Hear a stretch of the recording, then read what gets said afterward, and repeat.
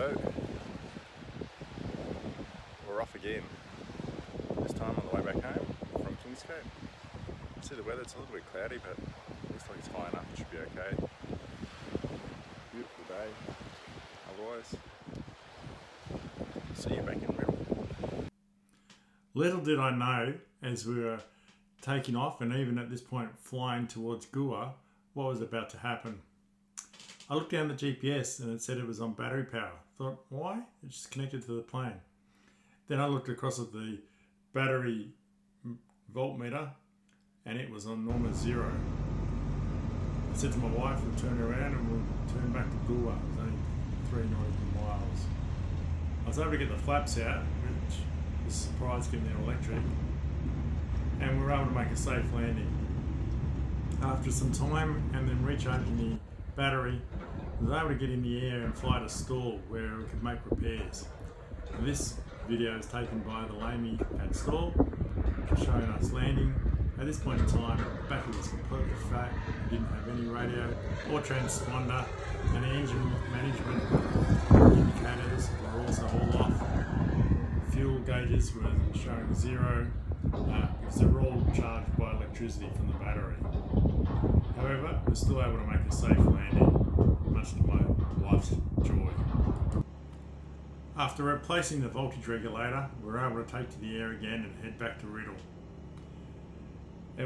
You can see on the dials that it took a little while to get the battery fully charged, but the charge was coming up as we were taking off, and it was a pretty uneventful flight back home.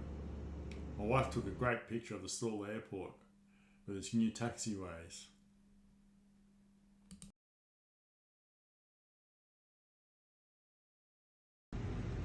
The things I learned on this trip are that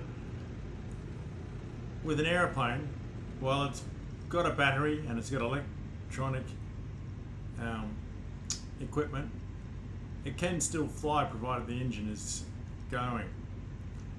We were able to fly for 2 hours to get back to Stall to make the necessary repairs. The big lesson there was I had to basically fly the old-fashioned way, to quote old pilot.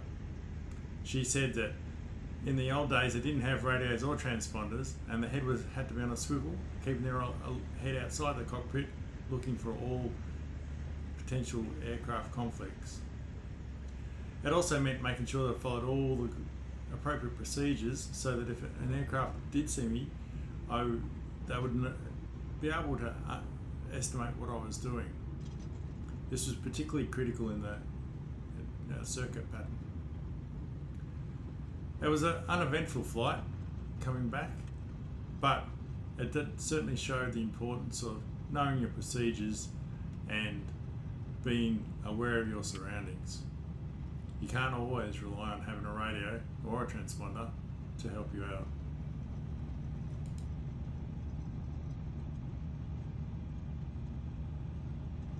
So, back at Riddle after our great trip to Kangaroo Island and a few little adventures on the way.